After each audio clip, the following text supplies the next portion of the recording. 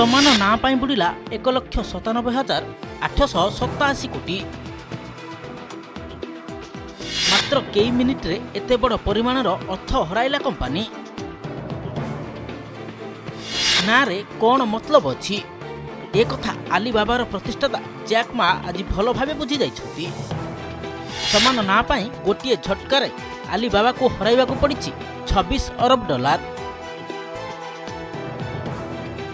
जहाँ भारतीय मुद्रा हेब 1,97,887 कोटी टंका। तेबे काहींकि एभली घटिला, कौन रही यह पछर कारण आसंतु जानिबा।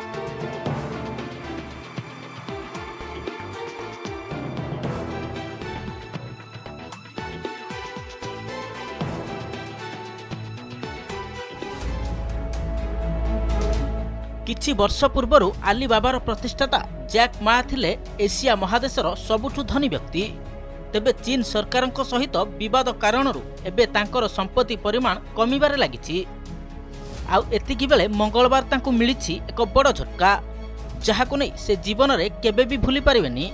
मंगलवार चीन रो सरकारी गणमाध्यम सीसीटीवी रे खबर प्रचारित हैला कि जातीय सुरक्षा दृष्टि हांगजू सहररू मा नामधारी जने व्यक्ति को 25 एप्रिल रु अटक रखा जाइछि। मा नामधारी से व्यक्ति विरोध रे देश विरोधी शक्ति सह मिसी चीन सरकार विरोध रे षड्यंत्र करुथवार अभियोग रही। एही मा नामधारी अटक रहितिबा हांगजू सहर रही आलीबाबार मुख्य कार्यालय। जेहेतु पूर्वरु आलीबाबा एवं चीन सरकार मध्य विवाद लगी रही, तेणु लोके भाविथिले बोधुए जैक मा को अटक रखा जाइछि। एही खबर प्रचारित हेबा परे कंपानीर शेयर 9.4% कमी जाइतिला। फलरे कंपानी को 26 अरब डॉलर हराइबा को पड़िथिला। परवर्ती समय रे ग्लोबल टाइम्स पक्षरु स्पष्ट करा जाइथिला जे अटक व्यक्ति आलीबाबार प्रतिष्ठाता जैक मा नुहंती, अन्य जने व्यक्ति। हेले एही स्पष्टीकरण आसिया बेलको आलीबाबार विपुल परिमाणर क्षति होई सारिथिला।